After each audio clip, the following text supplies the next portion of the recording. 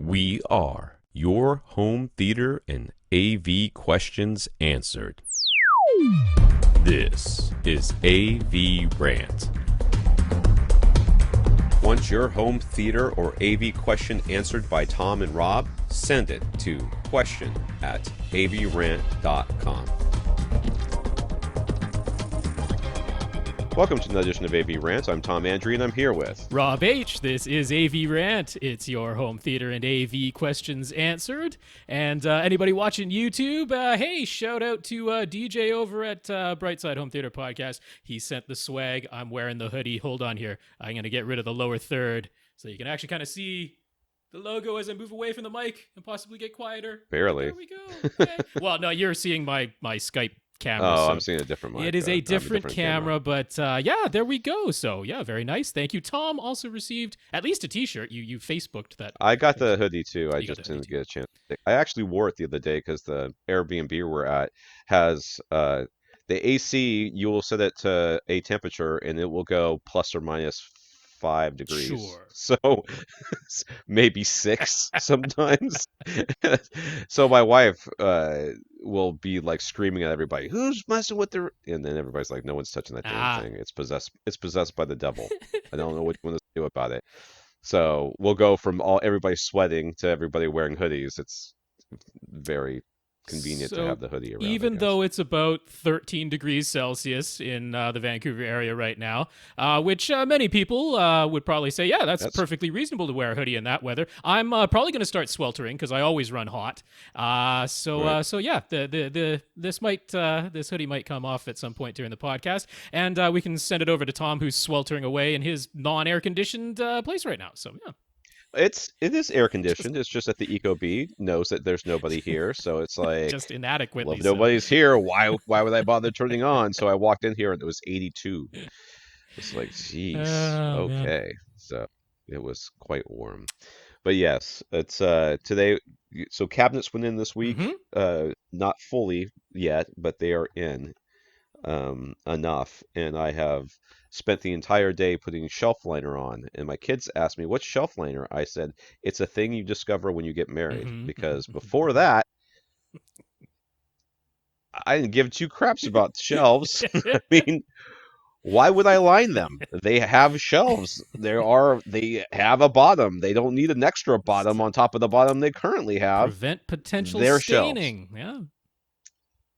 I put shelf liners into the first apartment that I ever rented. No, wait, no, the second apartment I ever rented. I put shelf liners in. Yeah. I did not touch a shelf liner until I moved in with my wife, and she was like, "How come you don't have shelf liners in here?" And I said, "What's a shelf liner?" So yeah, did that today, and so that was exciting. Tomorrow. I'm so very like I was doing fine, man. I was just chugging along. I started. I went shopping for all the shelf because you can't buy enough shelf liner to do as many shelves as anybody ever has in the kitchen at one store. Nobody carries enough, right? You just can't. So I had to hit like two Lowe's and one Home Depot to get enough shelf liner of the same variety. To do the kitchen, and I still ran out, but of one of the two types that I was using. And so right around lunch, I started actually lining shelves, and like I didn't finish until 4:30, so like 4.5 straight hours of shelf lining. Got home and I was like, I'm gonna not be awake now, and everybody can eat whatever they can find because I don't care. Know what? Daddy doesn't care about you. Daddy only cares about his pillow. And that lasted for about 5.5 seconds before somebody started fighting. So that's exciting. Tomorrow will be hanging lights day and also moving furniture back into the house day, along with more shelf stuff or more cabinet stuff that has to be finished. And then granite measuring, templating, or whatever happens on Friday. And then doesn't matter that I don't have a sink. Doesn't matter that the oven will be maybe in the middle of the kitchen because it doesn't fit in the little niche that it's going to be in because it's not the right oven because the other oven can't go in there yet until it gets an inspection. And I'm moving in this weekend, apparently. Okay. My wife's like, we are out of this Airbnb. I Right. don't care anymore. I'm like, but, but we don't have a sink. She's like, we'll make do. Like, I mean, your bathroom sinks are functional. yeah. Have Okay. you ever tried to put a No, I pot in know. the bathroom I sink, know. Rob? It's going to be transferring from a shallow pan to a pot, but I just mean there's a place to wash your hands. That's what I'm most worried about right now. Yeah, we'll be able to wash our hands, Rob. Okay. Don't worry. I still have a lifetime supply of those wipes. I mean, the Clorox wipes, man, they made a killing. I don't know if they're still making a killing, but they did make a killing. All right. This is AVRant, the podcast that doesn't just talk about my stupid kitchen.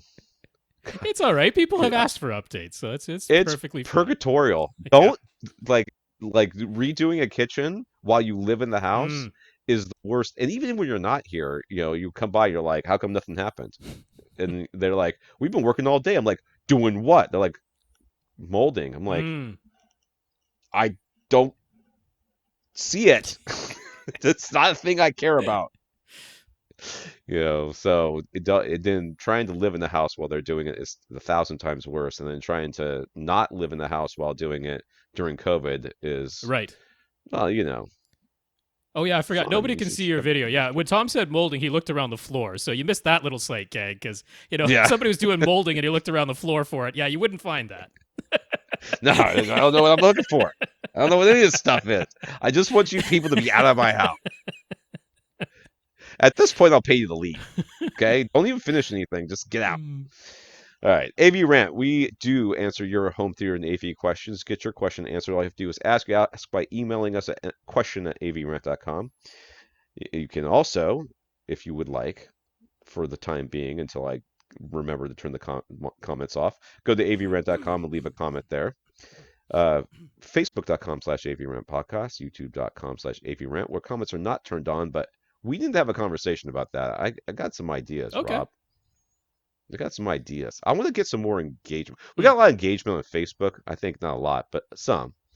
But I'd like to get some more engagement on YouTube. I think I Oh, want to turn the okay. comments back All on right. and have people,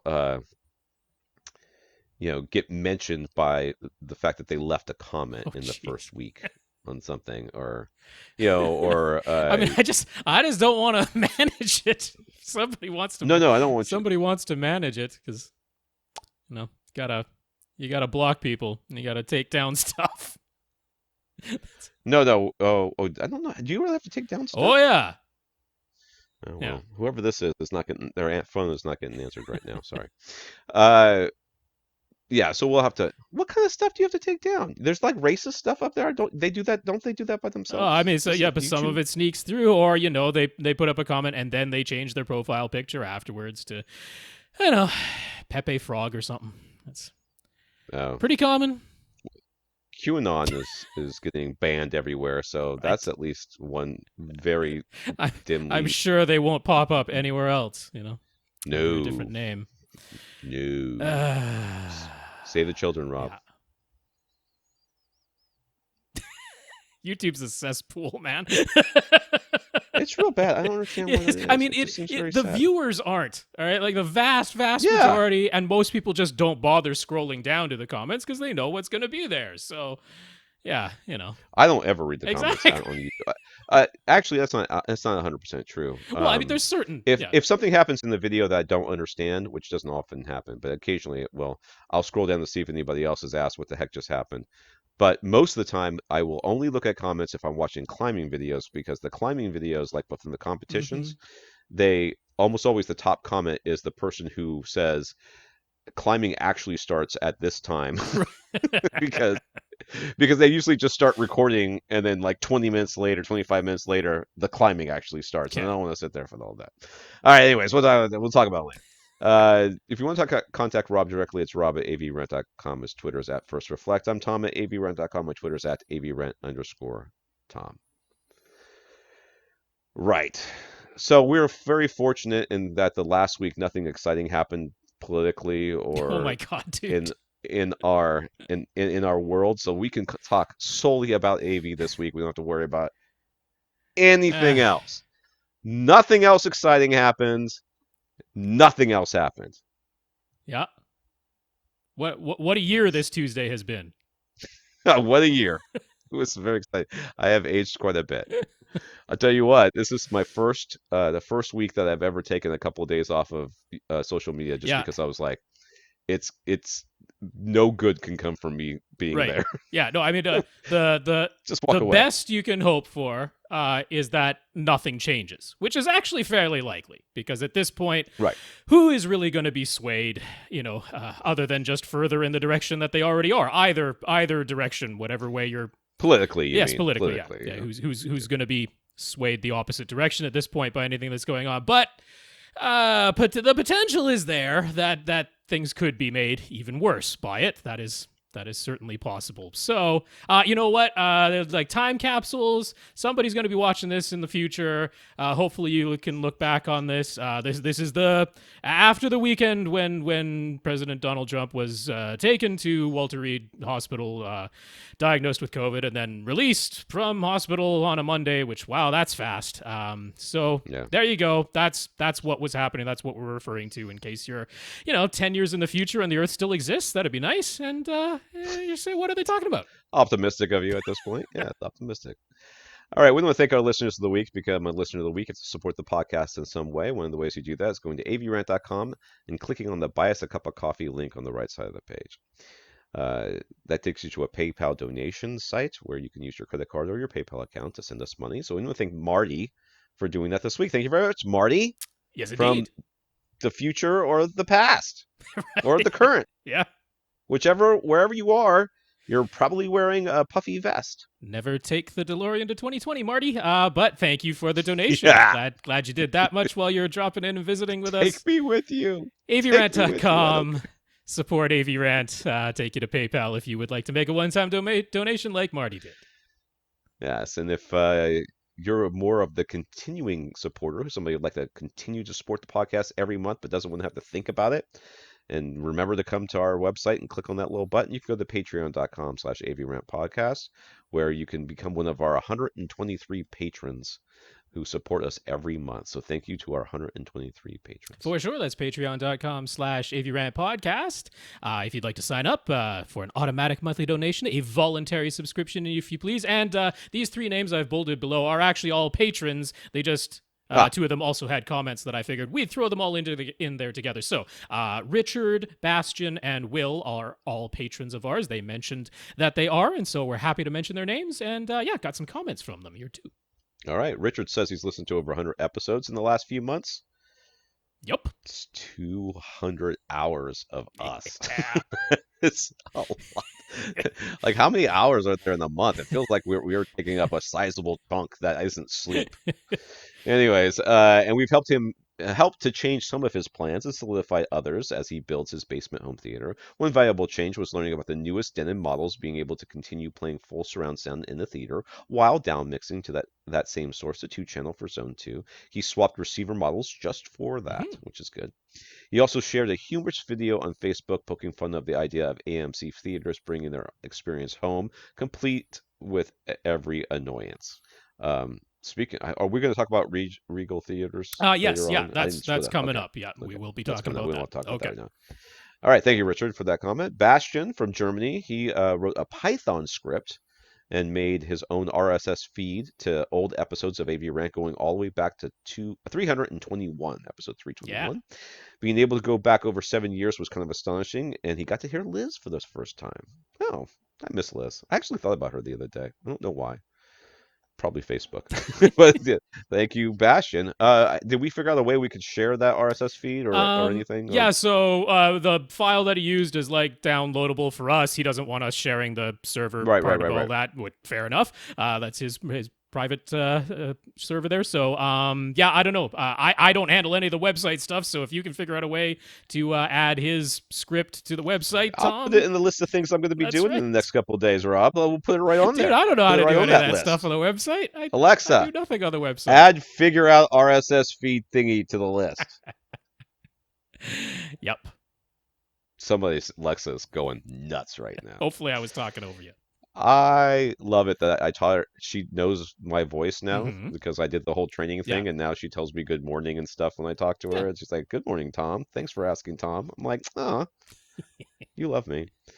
And Will also was one of our That's patrons who mentioned correct. some stuff. So let's get this is here. I guess this is a comment from one of our listeners. Ken bought the Denon APA 102 amp that we recommended from Parts Express, and he happened to catch it on sale for only $110, so that was a bonus. He told Parts Express we had referred him, so if you can't support us financially, telling us what you did to support us, that like buy something and tell the people that you bought it because of us, Mm-hmm.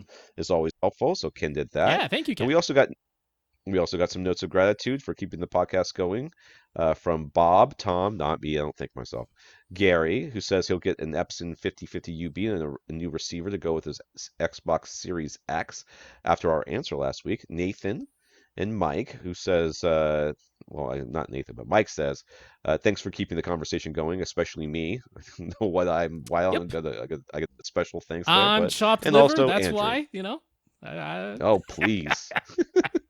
I'm poking fun. No, you are doing a lot more with your renovation right now, so that is what he was referring to. I just Jeez. figured I'd have it mentioned humorously in there because Just juggling. you got the I'm just a special juggler. call out.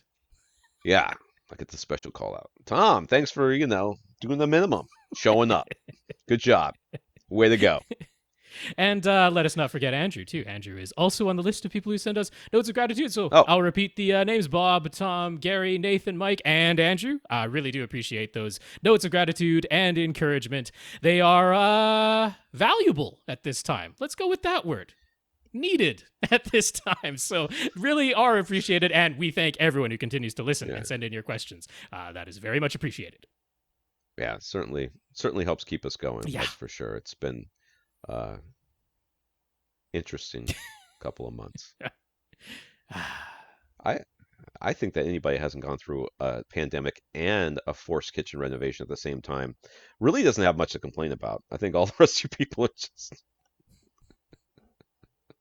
I'm sorry. That's not No, right. no, no. I That take is it back. tongue in cheek. We are Yeah. well aware that our situations, all things considered, are Are not really that bad. quite fortunate. So Right. we are appreciative of that in the grand scheme.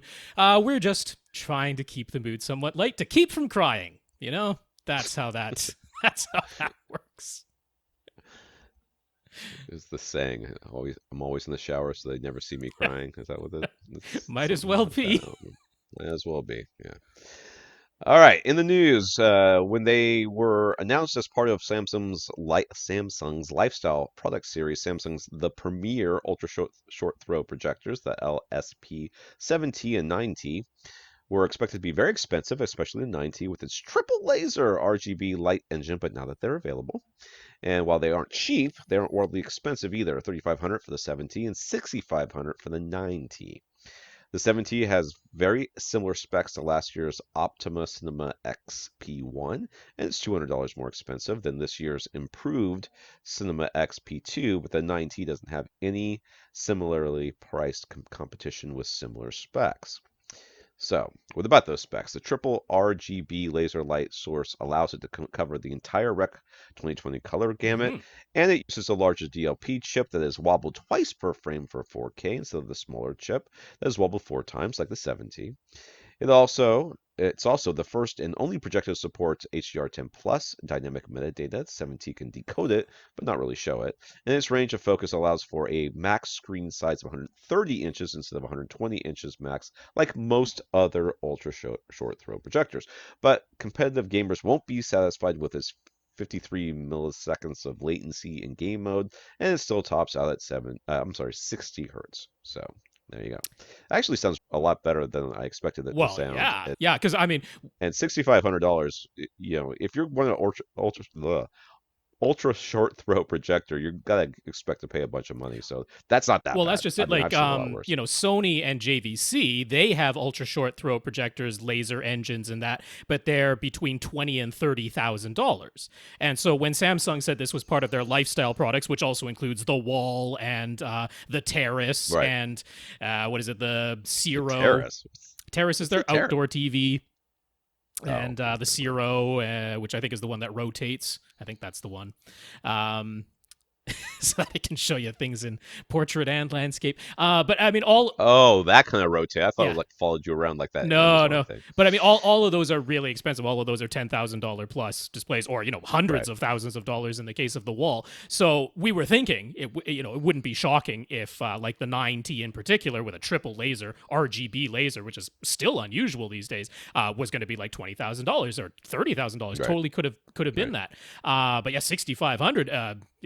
Interesting, unexpected for that. I mean, that is not cheap, but it's not $20,000, right? So yeah, exciting. So we didn't talk about the new Chromecast last week, did we? Uh, Oddly enough, my son looked at me like the day it came out and said, because we were watching something, and he's like, "Man, I wish the Chromecast had a remote, Yep. because this is really hard to do it on your phone or your computer or whatever. It's a pain." I was like, "From your mouth, And son." here you are. So, well, Google released it. It's $50. It's capable of supporting 4K, Dolby Vision, and Dolby Atmos pass-through. It's available in 3 colors: snow, sky, and sunrise. Yes. I'm gonna let you all guess what. All I right. mean, obviously snow is white, but in sky has got to be blue. I'm It guessing. is. But sunrise is orange. It's I'm it's just gonna say pink. orange. I mean, it is. I take umbrage with that, but okay. That's what they're called. And it's now got a It remote, so does. you don't have to use a phone or tablet anymore. And the official name, the Google Chromecast with Google TV by Google, Mm-hmm. It's fun to type out sold in tweets. I'll exclusively tell you that.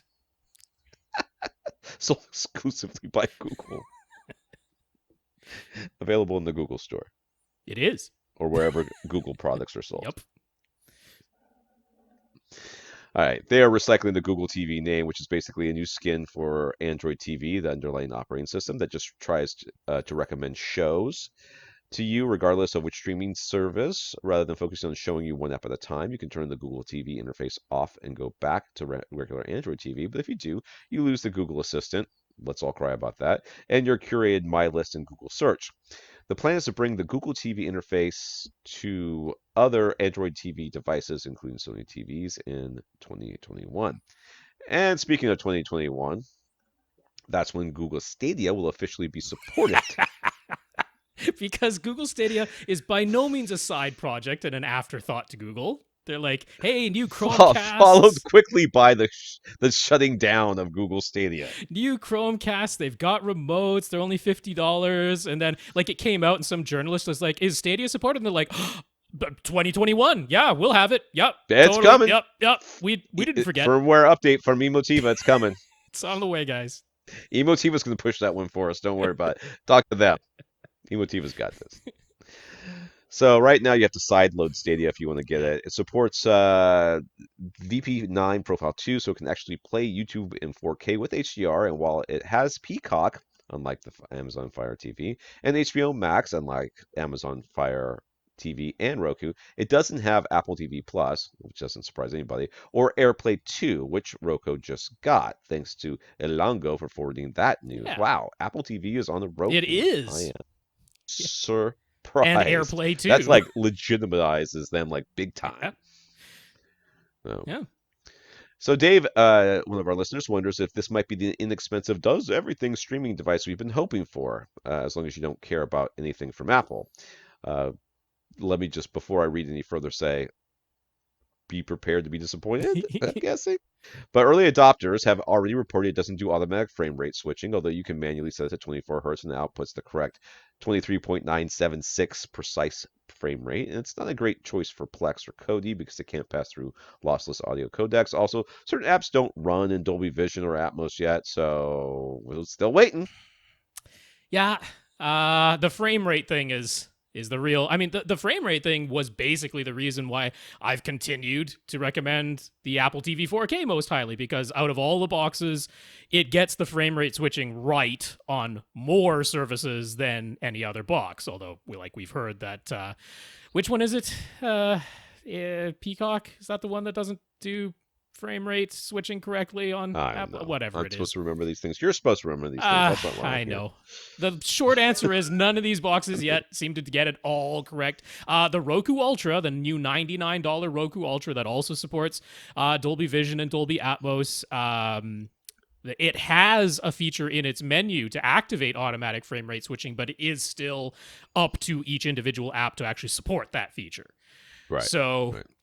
I mean, on the hardware side, it seems like the Roku Ultra has everything available, and now it's Right. up to the software whether they support it or not. So you can't really blame Roku on that front. That seems, even if you want Apple, they've got Apple TV Plus and AirPlay 2 as well on the Roku. So that seems like your, How did they get that, man? I I know. didn't think Apple was gonna let anybody do And how that. they haven't managed to get HBO Max in all of that. Like they will get HBO Max because that is just Well, they crazy. didn't. Their stupid box didn't have Twitch on it. I Right, was like, right, how do you not have Twitch? right. That's still missing, How? isn't it? And Doesn't make any I sense. don't know if it does HDR from YouTube. I don't know. Probably not. It didn't used to. Oh, there's always I something. don't think. I mean, I don't know. Does YouTube? Do we even care about HDR from YouTube anymore? Is there that much content? I mean, because There's all their original content is. Are they still doing their own content, or is that now no. they've just Well, given up? I think technically it still exists, but they've pretty much dropped that. Yeah, But they dropped it. Right. YouTube TV is a thing. If you want live TV instead of subscribing to cable, you Oh, subscribe to YouTube TV, and of course that is best integrated with this new Chromecast with Google TV. So yeah, yeah. yeah, it seems like if you watch a lot of different services, it seems like you're probably still going to need at least two streaming boxes if you want the highest quality of everything, including automatic frame rate switching. I can't care. I can't care that much about that Right. stuff. I am very interested in Google being successful with this Google TV thing. I don't think that it will be, but I love the idea of because I of saying, "Hey, I want to watch pick the Yeah. movie and or pick the TV show and have my box or my service tell me it's oh yeah it's available oh loading Netflix and then it Right. goes to it and boom boom boom everything's Like a fine, or curated it or a says universal that's search. only available on HBO Max and you would you like to purchase HBO Max and be Right. like no I don't thank you very much but now I know. Well, That's what I would. Google, what is it? Roku TV, the Roku TV app, and the Apple TV app inside of the Apple TV 4K. Like they try to do similar things. They try to curate and Right. universal search. I mean, interestingly, people pointed out that Google TV is the first one that's ever gotten Netflix on board because Netflix has always said to the other ones, we want to keep our own interface. We have our own algorithms, our own recommendations, Right. and we want our own interface. Somehow, Google got them to agree to allow Netflix results inside of the Google TV universal I search think they just interface. showed up with a big truckload of money and said, Oh, "Here." they are, besides YouTube, the only other dedicated button on that little remote is the Netflix Yeah. button. So All right, Disney is finally offering 4K HDR with Dolby Vision and Atmos on yeah, iTunes. So, yay, yep. great. And YouTube 4K is finally working on the Apple TV 4K, but there's no HDR or 60 hertz. So, everybody can complain Oh still. So yes, that's good. yeah, no HDR. So that hey, the 4K is there. Hooray! There's no Regal theaters in here. Are we going to get to It's it? Is it part of coming? somebody's question. So Oh, whatever. Fine. I want to talk about it now, but whatever. Some comments from listeners. Jefferson wanted to second our recommendation to try the Retro Tink S video to HDMI converter. He uses one with his 135-inch projection screen, and Jefferson says it actually looks pretty good if you're sitting like 1,000 feet away from it. So yeah, cool. that's good. Last week, Jeff asked about his setup where he has both a Vizio flat panel and JVC projector. He was having lots of problems with HDMI syncing and had gone through HDMI board replacements multiple times from power surges, so he has some updates. First, an electrician examined his house wiring. His AV rack, equipment rack, and a utility box were both not grounded at all. Mm. And with the house being older, he did not have a bonded grounding block, as is required by current code. The electrician said he could either add it to his existing panel and the existing grounding rod, or do a brand new bonded ground for everything, since that might be more convenient in terms of location. Second, he doesn't have the Harmony remote, but he does have a universal remote control MX. Oh my God, universal remote control MX850. Yep. URC, that Wow, company. that's like taking me I back. know. Universal remote control. I had one of the I don't know which one it was. I think it was a 1000 or 1100, like the big rectangular one with buttons on both sides. Mm-hmm. It looked like you were playing an old school like Nintendo handheld console. Love that thing. It's possible to program after you programmed it the first time, but whatever. So its software is ancient. It doesn't include the IR codes for most modern equipment, but a different piece of software is able to convert Pronto Remote code. So he's become adept at using that, and his universal remote just keeps on ticking. Better yet, Denon is still published Pronto IR code, so he was able to load the discrete monitor out 1 and monitor out 2 commands, add those to his macros, and it is all working now. He Yay! can switch between his Vizio and his projector, and they're able to sync with his Denon, beats having to buy new hardware. I agree. Yes. Never would have been able to recommend you do that because I would have had no idea that was the Yeah, case. yeah, That's well, you yeah, could yeah. do. We didn't get him the specifics, but thankfully mentioning the Harmony solution of doing that Right. discrete monitor out 1 and monitor out 2 commands. He's like, That's all it hey, took. there's a way to do that with what I have. So yeah, happy that worked out. Right. Lastly, the fiber optic HDMI cable that he found for a big discount was not an older version. It was the current 18 gigabits per second version for mono price, but it still has dropouts unless he lowers the signal bitrate. Turning on lights also makes it drop out, and he tried an HDMI power injector, but that didn't help. I don't know what that is. That sounds Well, dirty. it's a that But would be like sometimes called an HDMI extender, where you plug yeah, you plug your HDMI cable into that. It is plugged into wall outlet power, and then right. it boosts the signal inside of the little box and sends it on through another HDMI cable. So we tried one of those, but that didn't do it. So you mentioned thinking it might be the power output of his Denon's HDMI ports, though.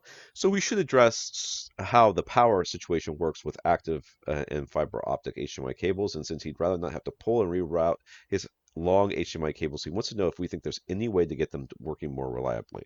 Yeah, lower the signal bit rate. I mean, you already found it. You found the But he thing, can't right? get everything. He can't get everything that he wants that way. In terms of Even HDR and if he just right. Even if he goes down to 420, whatever it is for the video, that yeah. usually lowers it enough. Some don't I have the mean, option to go all the way down to 420 though. right, Some the lowest they'll go is 422. right, When it's 10 bit. So, yeah, I can see the issue. So, when it comes to active HDMI cables and fiber optic HDMI cables, they actually draw their power from the display. The right, display HDMI port is where they draw their power from. So in your case, it would be your projector or your Vizio TV that is actually supplying the power to that active HDMI cable. So there is a possibility that you actually had the HDMI extender like facing the wrong way. Like it was trying to boost the power going towards the display as opposed to coming towards the Denon, which is the way it actually needs to be. I know that's super unintuitive because you're like, hey, the signal is going from the Denon to the display, but it's actually the display that powers the cable and does the error correction on that side. So it could just be a matter of directionality. I'm sure you've probably followed the things that are labeled right on the plugs that say, this goes to your source and this goes to your TV. right. But in terms of adding a power injector and HDMI extender, that literally might have just been turned around the wrong way. Now let's see. What else could be done if that doesn't do it? Because I mean, he's already got those things on hand. It's certainly easy enough to turn the extender around and try it the other direction. But if that doesn't work, like, I mean, I'm very first of all, I'm very tempted to say let your electrician finish his work first, because this whole thing with the Right. lights interfering and stuff, I'm Lights, like, right, that could be because you have tremendous amounts of distortion just flowing into your power lines, which right now right, have no ground. There is nowhere for that interference to go right now, except out of right.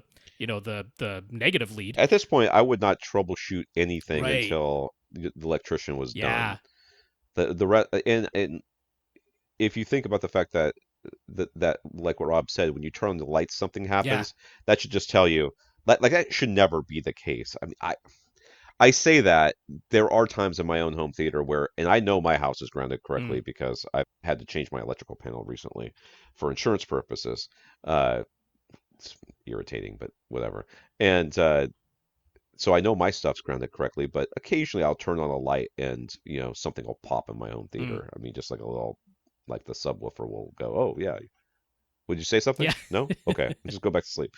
Uh, so, it can happen, but the fact that you're having these kinds of issues, I would not worry about anything else until Yeah. the, until you got that Yeah. sorted. Now, once the electrician's done, if I would try to recreate this light switch problem, before he's done and then after Mm. he's done, just to make sure that it is addressed. Because if it's not addressed, I would talk to him, man. It seems like there's got to be something going on in that room that would, because I would hope it would fix it. And if that point, if you're still having problems with your signal, definitely do what Rob said.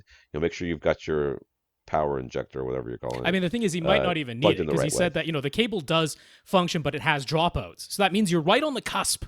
You're right on the Right. cusp of it working. So to me, that could be an indication that it's just noise in your power lines, and that is creating a situation where it's difficult for the device to tell between a high and a low voltage to give you your ones and zeros. But that could just be due to Right. noise that could be cleaned up once your grounding situation is probably sorted. So that is priority one. All right. Ilango.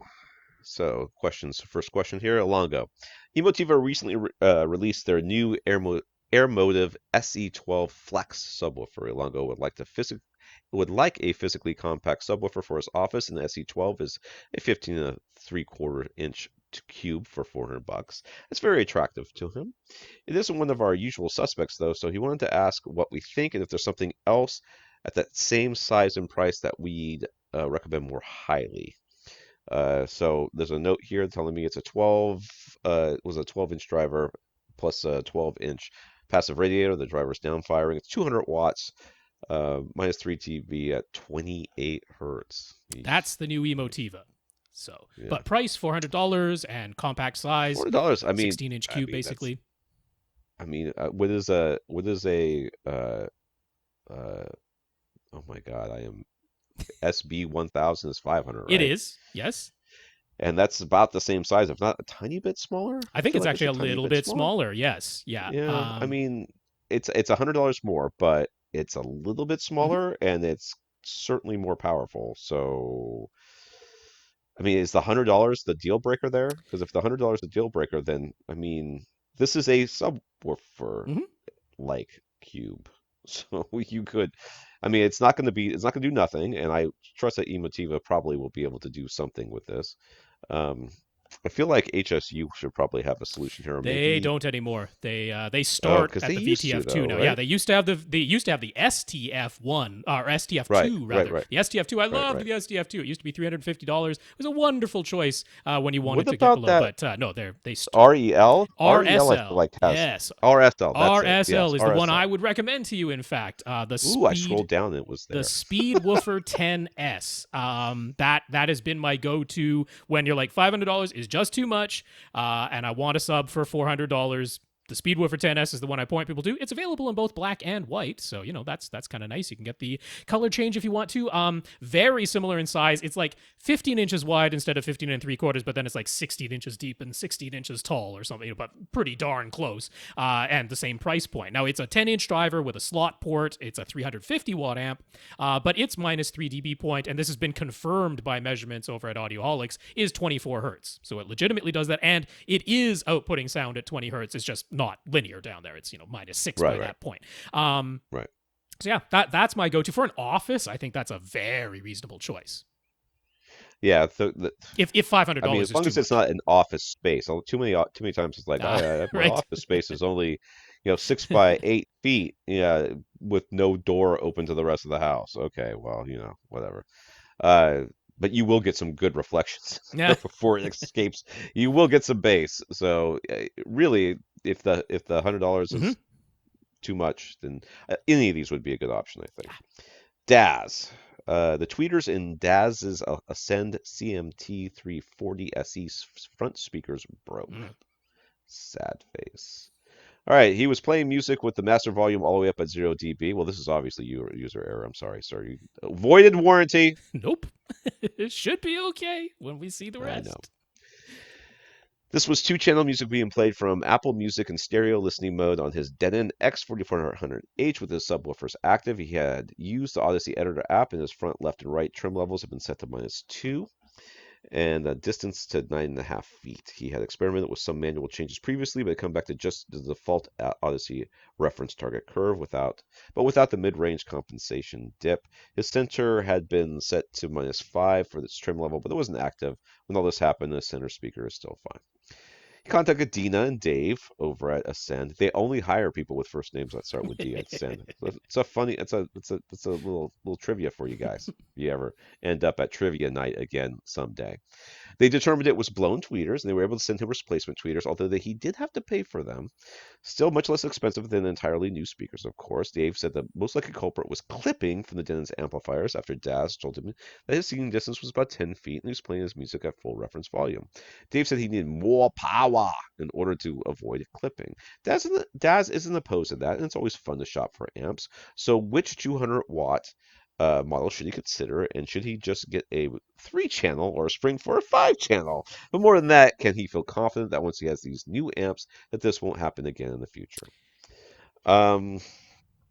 Okay, so this is right on the border here of where we would say most of the time you could have your speakers at 10 feet away from you and it would be fine to blare your music and everything's fine. Yeah, I want to point out on the math side of things, the efficiency of the CMT-340SEs is 90 dB, 1 watt, 1 meter. Right. The X4400H can power 2 channels with 125 watts into an 8-ohm load, 2 channels driven, but that's what this was because he was listening in stereo. Right. He was offloading the deep bass to subwoofers, so right. They weren't handling that. And his listening distance at 10 feet, it should be able to sustain an output of 104 decibels with all of that as math, and you should be able to hit a peak 3 decibels louder than that. All of this stuff should be capable of. Now, music. I'm gonna blame Apple. Well, there's a few things going on here that could explain it. Now, before we get into any of that, Dazz is not the only person in his house. There are other people in his house who use this system. I am not pointing the fingers at anybody saying this was intentional, but stranger things have happened than someone accidentally cranking the volume knob up on something. Now, the speakers might not have broken at that point, but maybe this was the straw that broke the camel's back as opposed to this being the incident that actually broke the tweeters. I kind of suspect that there was previous damage because of those parameters that I just listed. At 0 dB on the master volume dial, this shouldn't have happened, except it could have because this was music. And music can have peaks as high as 120 decibels in it, which is a bit crazy. It can exist, though. They don't adhere to the same reference volume as movies. Movies will have peaks that only go up to 105 decibels, and that should be totally covered under this scenario. But it is possible. And this is all assuming that the source that he's using, which is why I said I want to blame Apple, isn't already hot to begin with. Except that he was listening at a level that was loud but tolerable to him. Right. So... It's like I say, it's unlikely. Just mathematically, it shouldn't have happened if the loudest things we're playing was 104, 105 decibels. That shouldn't have happened. So if there were some peak in the music that actually all the way went up to 120, it's possible. But the Denon has soft clipping, and it shouldn't be outputting a signal that will actually blow your tweeter like this. So I have to kind of disagree with Dave on this. I mean, theoretically, he is correct. It is possible that all of these things could have converged into just the worst luck ever, and you got one transient moment where a song was calling for 120 dB and everything tried to actually do it, and a tweeter popped, or both tweeters popped. But it shouldn't really have happened. So that's why I kind of suspect like maybe damage was done previously, and this was the thing that broke it. So when I did the Auralex room optimizer thing that they did years ago, they sent me a CD and I put the CD in a CD player and the thing was insanely hot. It was so loud. And it was like this, and when it got towards the top there, I was running towards the remote. I was like doing the whole hot potato fumble thing, trying to find the volume button. And it went, whoop, pop. Yeah. And I heard my tweeter go. So... it can happen. It can happen. Yeah. It can definitely happen if if you're getting like Rob said, if there's a transient or something in there that's actually asking for a whole bunch of power. Yeah. I don't think that's clipping though. That's not the same thing as clipping. Clipping is I don't if your tweeter had been clipping, I think you would have turned it down because it would have sounded bad. At this point, if it was over and over again, Mm-hmm. this was not. I don't necessarily think this is clipping. If you want to buy an amp, you're more than welcome to buy an But the amp. issue there is it was the tweeter, right? The Right, tweeter is not taking like the 200 watts. When we're talking about the right, 200 right, watt, that's for the whole speaker, and the right, majority of that is going to the woofers. right, The tweeter is calling for like maybe 50 watts maximum at its absolute maximum. There's going to be like 50 watts going through the tweeter. So like all of this is to say, I have no problem recommending a couple of amplifiers that I think are totally up to this task. I'm right. no problem doing that. But I just, he asked, is this going to ensure that this doesn't happen again? I'm like, there, I don't feel super confident because I don't No, really think this was the lack of amplifier. Like if you had been playing it in all stereo mode with the volume up at 0 dB, at that point, your Denon is only able to deliver like 35 watts to each speaker instead of right, the right, full right, 125. And there I could say, oh, okay, now if you got, like a 5-channel or a 7-channel amp, if you use all channel stereo all the time, there I could say, yeah, that would make more sense because you actually right. are limiting the available watts in that scenario. But it's like, no, it was stereo listening mode. It's 125 watts available from that X4400H for each of the front, left, right. So, I'll just say it that honestly, the Emotiva XPA3, which is $1,200, specs wise is like the perfect match for the Ascend CMT-340SEs. It's like exactly as much maximum power as the CMT-340s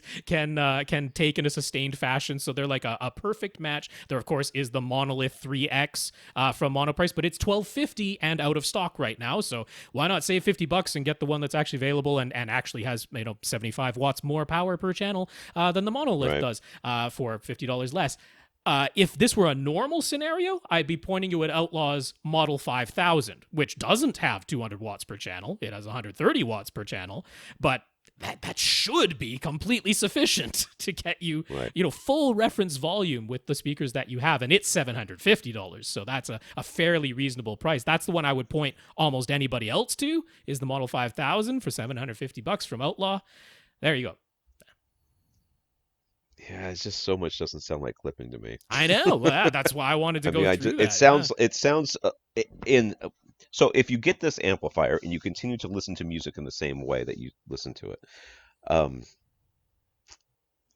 I think it's unlikely that your tweeter broken, would have, been damaged already. So buying an amplifier, will you now be more safe? I think you'll be at the same likelihood, which was already very Right. unlikely Yeah. to begin with. So you will have bought an amplifier, which will be a placebo effect, is fine. I mean, I don't mind that, but I just don't necessarily think it's going to necessarily Well, yeah, fix because it was anything. also like, sometimes people they use the Audyssey editor app and they want to see a perfectly flat line, Right, so they right, actually right, up the, the EQ on the high treble, which can be a little bit dangerous. Sometimes you're boosting that by as much as like 6 dB in the EQ to try and see a perfectly flat line all the way out to 20 kilohertz. But he was right. like, nah, he put it back to Even though the you can't hear any of right, those. yeah, but he put it back to the default Audyssey reference target Right, curve that has a right, high right, frequency roll off built into it, so it right, wasn't that. But I'm like, the thing was, he was playing around with the Audyssey editor app previously, and I'm like, but did you ever? So that's why I was like, could it have been right. damaged previously? But yeah, anyway, that should be all of that. So he asks, what about getting a stack of Outlaw monoblock 2220 monoblocks?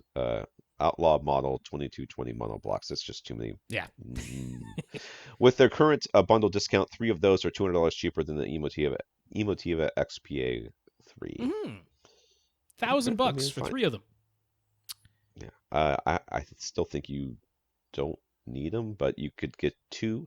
I mean, this is a rabbit hole that we all fall Right. down. And, you already started there by saying, well, if I'm going to get 2, I might as well get 3. And if I'm going to get 3, I might as well get 5. But at the same time, if he was going to get an XPA3 and he can still get 3 channels of amplification, but it's actually $200 cheaper, then, that's Just reasonable. needs 2 more You need outlets. 3 I outlets mean, total. You're going to have to use yeah, 3 power outlets. you got enough full power outlets in your whatever you're plugging all these I things will into, or also you say those Outlaw monoblocks, they're pretty darn good, but the noise yeah, floor and the signal to noise ratio are not quite as good as the XPA3. So there's a little bit Right. of the noise floor is a little bit higher. The signal noise ratio is not quite as good, but it is still very good.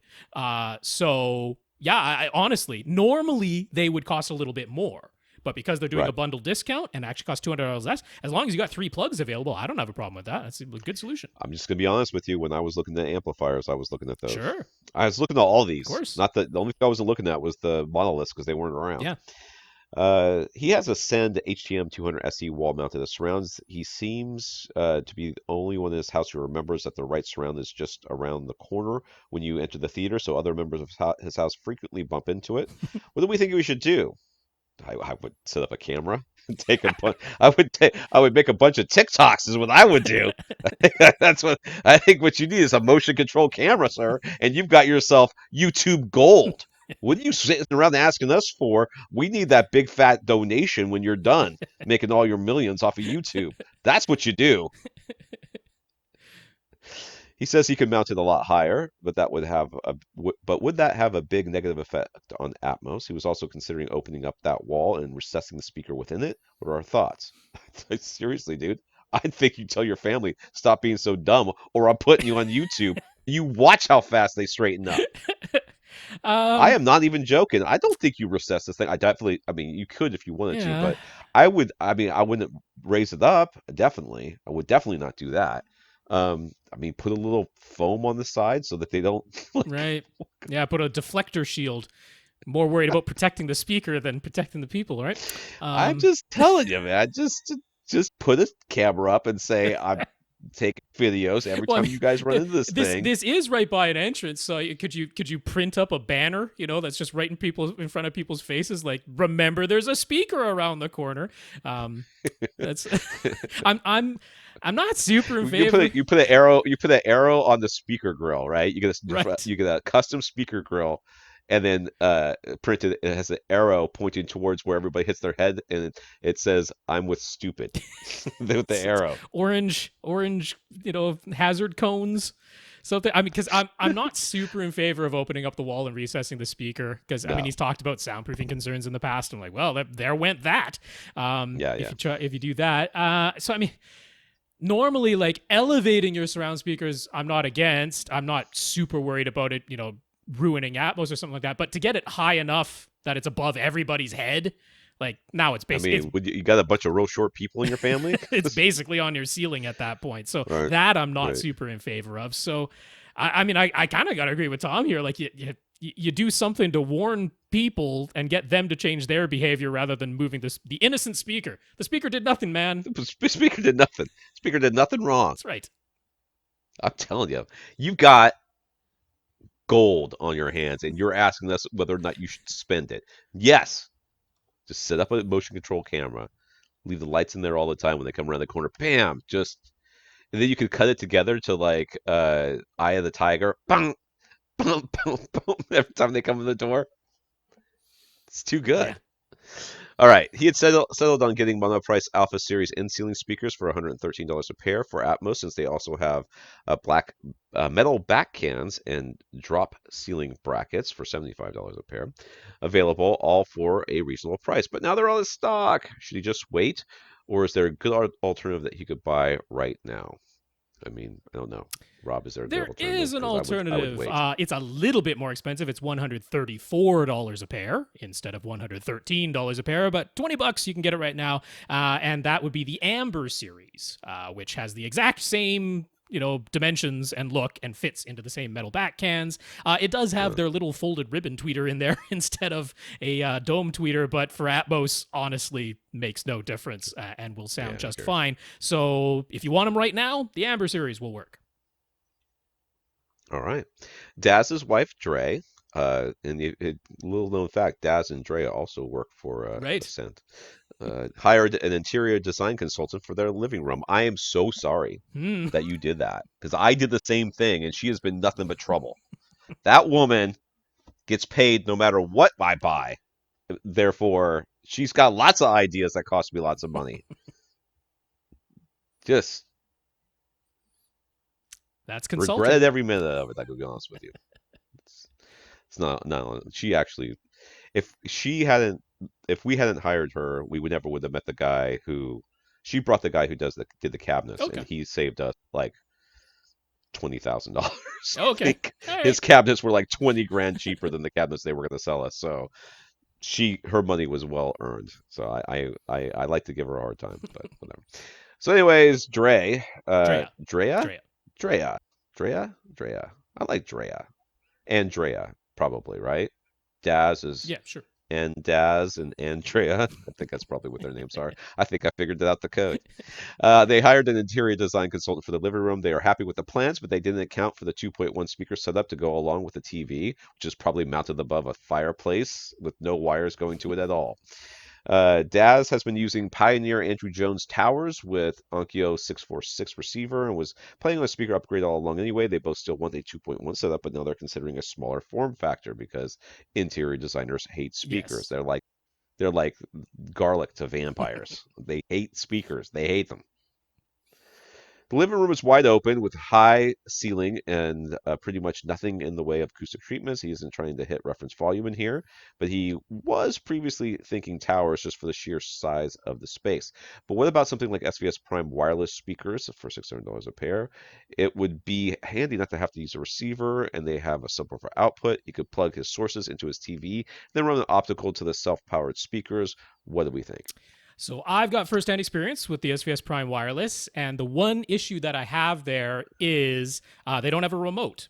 So if the optical, or I guess you could even go with the analog left right if your TV has Okay. that. If your TV can output variable volume from its output, whatever you're plugging into them, then you can control the volume that way. But if not, if it's a situation where it's just an optical output and the volume level coming out of the TV is fixed, which is the case in a lot of instances, then you would have to control the volume on the Prime wireless speakers with the app that is the DTS PlayFi app that would be used to control that. I'm like, I'm not super duper into that. Also, there's a really good solution if you're willing to pay $800 a pair. But he was looking at like towers and a new receiver and stuff anyway. So I'm Right. like, that might not be out of the question. And Klipsch has their new self-powered speakers called the Fives. And the Oh, I gotta click on Fives, this link. first of all, have a remote. So they have a remote and you can use it with a universal remote. They are Klipsch. So when you talk about physically smaller speakers working in a very large space, I'm not worried about Klipsch when it comes to that. They're going to be just fine. But then on top of that, the looks are kind of funky. I don't know if you like the grills. They're available in a couple of different finishes. Yeah, I don't know about these. That's kind of the The walnut walnut ones one are a is, little strange. oh, I actually kind of like that Oh, one. the black ones are even Well, the worse. grills are Oh, kind of weird on the black ones, but yeah. I What don't, is that's up also with this? photographs, so I don't know. Maybe they look nicer in person. The walnut ones I kind of like, but on the back of them Far, is far from also good. a HDMI eARC port. It's not even ARC, it's eARC. Um, Wow, that fancy. isn't super necessary with a stereo pair because you could always do uncompressed PCM to just two speakers. But anyway, it's got HDMI, so plus optical and regular left-right analog, and they have a subwoofer output. So checks all the boxes, and I'd be very unconcerned about them handling the room size. Right, they got a massive port in the They back. do. Oh my God, it's huge. All right, well, them some ugly speakers. So good luck getting that past the designer, as far as I'm concerned. Now it might go in with your decor. That's Some right. of these things, they just might. I would definitely want to see these things in Yeah. person before before I mean, or at least order them from someplace you can return them for free because there's no way I'm putting those things in my house without having seen them in person first because they is funky. All right, Jay and JR, two different people, I guess, both asking questions that are similar. Yeah. Here we go. The newest Denon and Marantz receivers can now have two completely separate Audyssey setups, correct? Yes. Yes, it's true. That's right. You can load one and then load the other one. Does that include the ability to have two different speaker configurations? For example, one preset with two pairs of side surround speakers for when both rows of seats are being used, but a second preset with only one pair of side surround speakers for when there's only one or two people in the theater. And in JR's case, he wants to know if preset 1 can be with the receiver in preamp mode, and while preset 2 is in regular mode with a mix of internal and external amplification. All right, so I don't think you can change within the receiver the number of speakers and their amplifications between preset 1 and preset 2. Is that correct? No, it is. Imagine you went through the setup for a receiver, everything. How many speakers do I have? What locations are they? And the Audyssey setup for that. And then you did it again. And that's what it is. It is two completely full separate setups. In fact, I stand corrected. Yeah, Phil Jones from Denon and Marantz was talking about how the exact scenario that JR mentioned, which is, I have one setup that is the receiver in preamp mode, and it's got all external amplification, and then preset 2, where I'm using the internal amplification. You could actually use that as a means of having like two rooms, both with full surround sound setups, and you just power off the the external amplifiers when you want to turn off that one and have the internal amps running, because the pre-outs are hot all the time. But then when you just want the second room going and not the first room, you put it in preamp mode under preset 2, and now only the external amps are running. So you can absolutely do that. Now, in Jay's case, where we was talking about two side surrounds active in preset 1 and one side surround active in preset 2, you would have to turn off, you would have to connect an external amplifier that's powering one of those pairs of side surrounds, and then power that off when you don't want them active. Yeah, because if you've connected them in series to the built-in amplifier, then there's no way to turn off one of them that way. Right. So you would have to have them on separate amplifiers and turn off one of the amplifiers when you want to turn off the second pair of side surrounds. But in terms of having Audyssey run separately for those two configurations, yes, you can absolutely do that. See, this is me just assuming that they messed it up. No, it's really nice. I just assumed that there was no way that they'd let you go through the entire thing again. Yeah, because the presets are not just Audyssey; they are actually full configuration presets, including Audyssey. Yeah, so the fact that you can put it into preamp mode now suddenly is a feature that I think has value, because for a lot of times that just sounds like a feature where you're I'm just turning off the amps because I'm afraid that the pure direct mode. Yeah, all that crap. So this actually now gives a valid reason why the preamp mode has a reason to be around. So that's nice. All right, JR sits about 12 feet from his TV, and his current 65-inch 1080p edge-lit Samsung is ready to be upgraded. He'll be getting a PS5 and wants to take advantage of all its gaming features, so he's thinking a flat panel instead of a projector. But with his seating distance, he wants to go as big as possible, almost certainly 85 inches. So the 88-inch ZX OLED would be awesome, of course, but 30 grand is a bit much. He's aiming for about a tenth of that, so under 3,000 would be much better. He's heard Rob recommend the Sony X900H several times. He's also looking at Samsung, and their Q70T is a bit less expensive. So we go over the strengths and weaknesses, and is there any other TV model he should strongly consider instead? Well, I can't keep straight which one of these TVs is good for all the gaming stuff. Right? Yeah. I mean, I just can't remember, because there's just too few of them, and they're scattered all around, even within the lines. Yes, even within a manufacturer. Crazy. Yeah, so I can break down between the Sony X900H and the Samsung Q70T very easily, because the Sony is good and the Samsung is bad. So there we go. That done. I can pretty much leave it there. But I will tell you, the Q70T is edge-lit. So right away, I know last year's Q70R was full array local dimming, but everything got downgraded in Samsung's lineup this year. Also, even though it is, HDR compatible, it's an 8-bit panel in the Q70T, so it's dithering the colors, and it's not really doing wide colors. So a very easy distinction there. So the X900H has all the game. Well, not out of the box. We're waiting for the firmware update that will give you all of the HDMI 2.1 features, but I do expect that will actually come. Sony is aware that they're launching the PlayStation 5, and this is the TV they're promoting to go with it, so they will get that firmware update. It wouldn't shock me if it came out slightly after the PS5 launched, but it will come. 2 of the ports are the full fat HDMI 2.1 bandwidth. So yeah, get the Sony, honestly. Is there any alternative? Vizio's P Quantum X.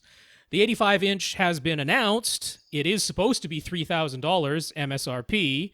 But I don't know if it's actually going to see the light of day. Vizio has announced 85-inch models before, and they just never showed up. And this one is not something you can buy right now, whereas the X900H is. So if the Vizio P Quantum X in the 85-inch size actually shows up as something you can buy, it might be worth considering. It will get brighter. It does have more zones of local dimming, but the Vizio will have more noticeable blooming. That's just gonna be a fact. You will see more blooming on the Vizio, but it can get brighter.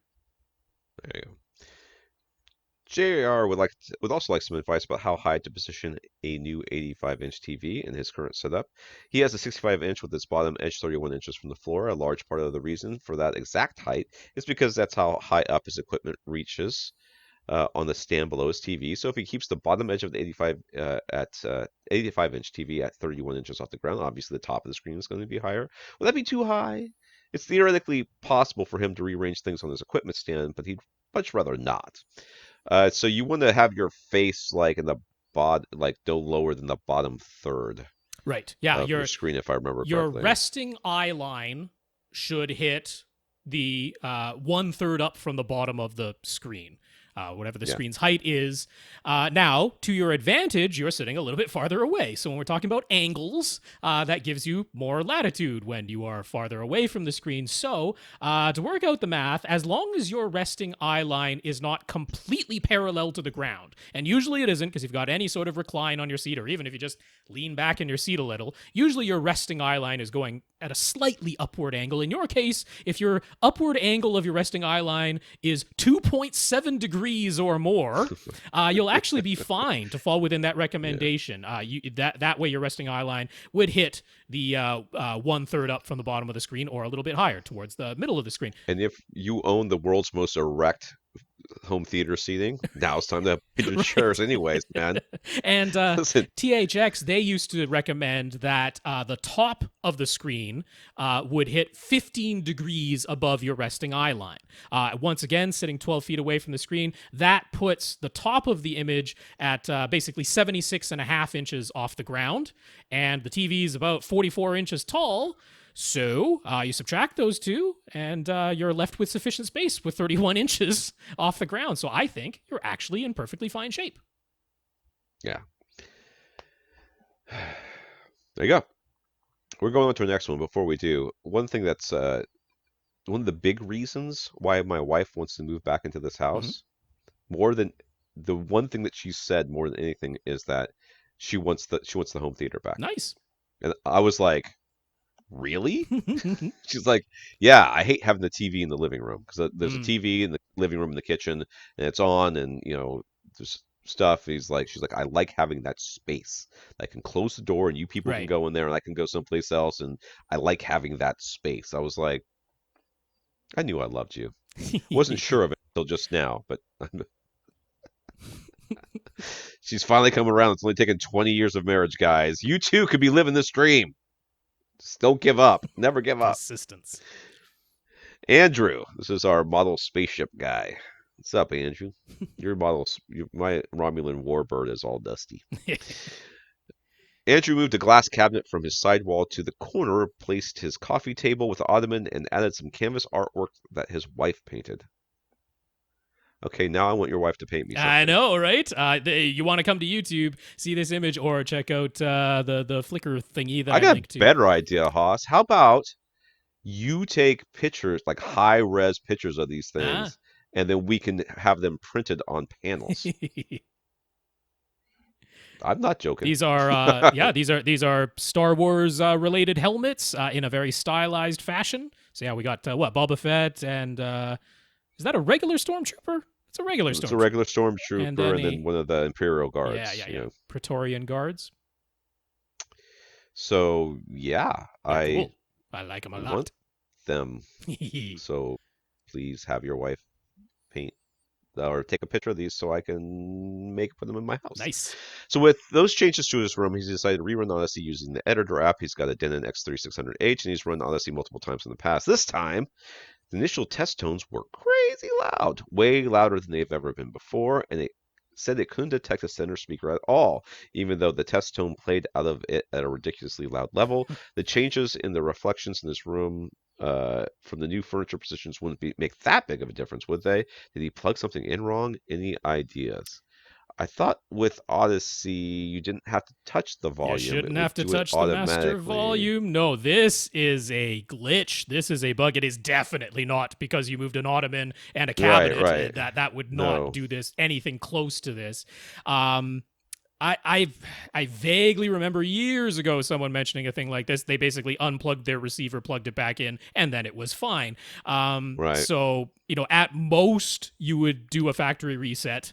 I honestly think I would not even. I would just turn. I I would mean, I would just unplug it unplug it, and plug plug it it back back in. in Yeah, because I do recall that happening to someone. I was like on a forum way back in the day, and they unplugged it, plugged it back in, and it was fine. It's a glitch. It's a bug in the software. I don't think it's anything you did. yeah. No. Actually, in retrospect, now that I think about it, I think it was the artwork. You should probably send it to me, and we'll Right. take care of Just that to be for you, safe. just to be safe, just in case. I'm sorry. I'm just. Hey, I'll take one for the team here, You're buddy. looking out for I him. got your back. Aras. Aras wrote us previously to ask how to examine a store demo 77-inch C9 OLED and figure out how many hours of use were on it. Thanks to that advice, he ended up returning the store demo unit, and as luck would have it, they were running a sale on a brand new 77-inch C9 units, so he got one of those for almost the same price as a demo unit. So score! Yeah, that all Hey, worked out. Yay. that was our plan. We made that Uh-huh. happen. You're welcome. You owe donation at AVRant / PayPal. I don't even know what that PayPal thing is. Anyways, so now he has a gorgeous 77-inch C9 OLED. And he wants to hook up a new NVIDIA RTX 3080 graphics card. Mm-hmm. I don't think they take those. I think you have to put that in the computer. I don't think you can just shove that into your TV. I mean, you can try. I'm I mean, surprised he I don't know. got. Who am I'm I? surprised he got a 3080. They are not easy to come by, but good on you. So he asks, can his C9 do 4K 120? He's reading conflicting reports. And you I certainly don't know. would be when it first came out. So the answer is yes. Not only can the C9 do 4K 120, it can do G-Sync. It can do NVIDIA G-Sync. So it is like the perfect TV companion for an RTX 3080. But when it first came out, people were having all kinds of problems where G-Sync Right. wasn't working. And if you tried to do 4K 120 at the full RGB output that a graphics card would normally use, or YCBCR at 444 instead of downsampled to 422 or 420, then that was also causing all kinds of problems. But LG created a firmware update that some reviewers have already tested, and it's working. They mentioned that if you call LG tech support and you happen to get someone who's knowledgeable and knows about this, that they can send it to you, but basically you're gonna have to wait a little bit for it to hit the regular firmware update channel. But the firmware exists. People like Vince and Tio have tested it. It works. The 4K 120 works. The G-Sync works. You just need the firmware update. So if you can't wait, do try to call LG. Perhaps call them repeatedly if the first person you talk to has no idea what you're talking about, because they probably won't.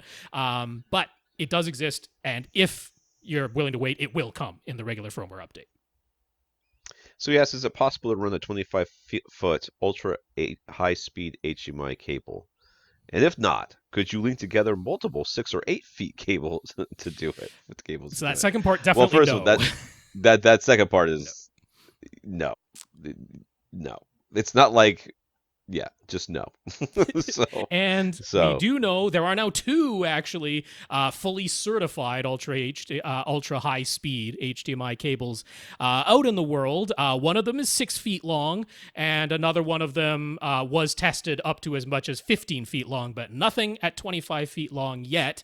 Again, if you can't wait, the one that is most likely to work is Monoprice's fiber optic 48 gigabits per second HDMI cable. Now you're looking at $193 for the 30-foot length, I think, because they don't have a 25, but 30 feet would do you. So right now I'm looking at it, that's out of stock, but the 40-footer is in stock, although the price is crazy high on that one. So looks like other people are also trying to buy longer 48 gigabit per second fiber optics. But honestly, the fiber optic might be your only game in town for 25 feet, because the longest longest certified one right now that is an fiber optic is 15 feet. And it is thick and stiff. So that might not be the easiest thing to route through walls if that's what you were thinking. Yeah, fiber optic is what you're going to need. Bob. Bob has been using a Yamaha Pro Logic receiver that he's had for about 20 years. It's time for an upgrade, but he won't be going nuts. 7 speakers is quite enough, thank you very much. Be drinking my tea with my 7 speakers. Leave me alone. He also has the Denon X1200W in a different room, so he's familiar with both brands. He doesn't have any 8K or 4K 120 sources to worry about yet. But he also doesn't upgrade very often, so he figures it would probably be best to have the latest and greatest now so that it hopefully lasts him a long time. So Denon X2700H or Yamaha RX V6A? Well, I don't know if 2700H is the latest and greatest. Well, feature-wise, it is, as long as 7 speakers max is what you want. Right, it's the 7 speakers max is what you want, right. So the Denon is $200 more expensive than Yamaha if he's buying new. Is it worth it? And how long does it take before new models like these are available refurbished for a discount? Well, accessories for less gets them pretty fast, dude. Honestly, yeah. Give them 6 months at the most. I've seen a couple of the 700 models, the 2020 models already roll through there. The RX V6A from Yamaha, it's like listed at certain places. It doesn't seem to have actually been released yet. Right. But it's definitely coming, and yeah, so I mean, usually we actually start to see them pretty quick. So within 2-3 months of them having dropped, we start to see them show up at accessories. That's not always in bulk at that point, but that's about when they first start showing up. So this is an interesting one because I mean, so here's the giant headline difference. The Yamaha V6A has 3 HDMI 2.1 ports. So you can actually switch HDMI 2.1 sources, whereas the X2700H from Denon has 1 HDMI 2.1 port. You cannot use it as a switch. So for that alone, if you're thinking future-proofing, if you're thinking, the future could be 8K, and hey, it might be forced down our throats, obviously. If you're thinking you're going to keep this for another 20 years, then the idea of having 3 HDMI 2.1 ports to actually be able to switch sources is very appealing to me. And over the course of 20 years, you might actually get up to 3 sources. Exactly. I mean, this doesn't sound like this is the sort of person that's going to be adding a whole bunch of unnecessary stuff, but cable box or streaming box. Right. Or game systems, maybe, I don't know. Maybe game systems isn't, or just a computer. That too could be. So, with me, the number one deciding factor usually, I mean, this time last year was what's the room correction on it, right? Yeah. But now the number one deciding factor in buying a receiver is what has the most HDMI 2.1 ports. Well, also the V6A has other than the 3D multi-point for measuring Atmos speakers, which I don't think you're worrying about because it says 7 speakers max. It's got the multiple measurement, the multi-point and the reflected sound control, the RSC. So it's basically the highest version of YPOW, which we think is very, very decent. $200 less, and it's got the 3 HDMI 2.1 ports. I'm not seeing anything to dislike. I think the Yamaha in this instance is the way to go, honestly. Yeah, I would sit there and wait for it to show up at accessories for less and grab the first one. Sure. That's what I would do. So he likes to use let me try again. My voice is, finally hitting puberty Changes. Here. No, he likes to use an app to control the receiver. The X2700H shows up in Denon's remote app, but the V6A doesn't show up in Yamaha's AV controller app. At least not yet. Do we know if Yamaha will add it? I don't know, but I assume as much because it's not like entry level. I mean, it's a decent little receiver. So the little quirk here is that they've actually transitioned it to the MusicCast controller app. That's like their newest Catch Everything app. It does the MusicCast side and it does the control side, and it's a new app. It's not the old MusicCast app. It's not the old AV controller app. It's the MusicCast controller app. So that's all you have to. You have to download the new app, MusicCast controller app, and the V6A is in there. All right. Infinite Gary. We have mentioned how commercial cinemas will likely start to move away from traditional projection in favor of modular micro LED displays like Samsung's Onyx, aka the Wall. Mm-hmm. Gary read an article that describes why that transition might not happen very quickly. It basically boils down to who's going to foot the bill. There haven't been a lot of takers yet for Sony's The Wall, Samsung's The Wall thing. About 20 in the whole world, and content also needs to be specifically graded for it to take full advantage. Studios won't make the content if the screens don't exist, and cinema owners won't pay for the screens if there's no content. And unlike the transition from film distribution and film projectors to digital files and digital projectors, there's no huge cost savings on the studio side. Cinemas were subsidized by the studios to transition to digital, but the studios don't have a similar incentive to this time to subsidize another technology change. When it comes to HDR in cinemas, Dolby and IMAX have basically been footing a lot of the cost, but they pay to develop projection-based solutions. Will they abandon that for some other company's micro LED tech? Basically, how do we foresee things playing out? And here's Well, where I'm gonna they're throw all in the closing. the Regal news. Yeah, the Right. Cineworld Regal So news is part of right, this here. right.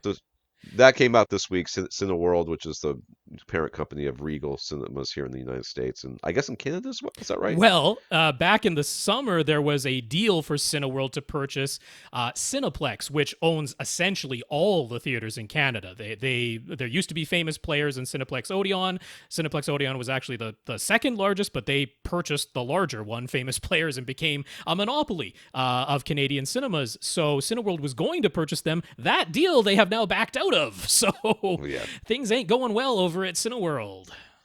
So Regal theaters are they basically said they're shutting them all down. Yeah. So Cineworld is shutting down everything at this point. They said Bond was what broke the camel's back, but let's be honest. You know, Well, if they said Black Widow was coming out, they'd yeah. still be open right now. But that got delayed too, and Everything got yeah, I mean delayed things are because being of delayed into COVID. 2022 now. They're not even bothering with They might as 2021 well. anymore. I mean, So 2021. I mean, let's yeah. be honest. That was optimistic to begin with, and it doesn't look like Warner the Brothers close. still I mean, says we're in October. We're not getting.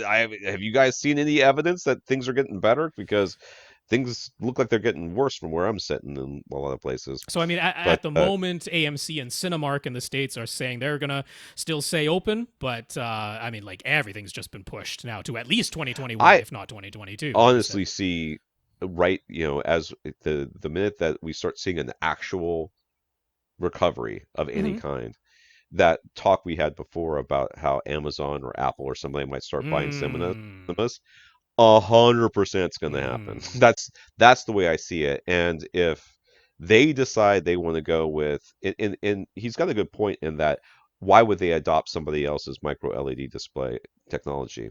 They might not, unless they want to buy like every cinema in the United States, and somebody says, "Well, I'll help you if you put our screens in there." Mm. Then suddenly, okay, this all starts making some sense. Right. Uh, that is how I think the this is a huge opportunity for massive change in the cinema world. Can we all agree that as much as you may have nostalgia about going to the movie theaters, it sucks compared to watching a movie at home. The floors are sticky, people are talking, they've got their phones on. You can't yell at them without them getting mad at Well, you. that was Now that you get to Facebook video way back when we were first talking about that from Richard.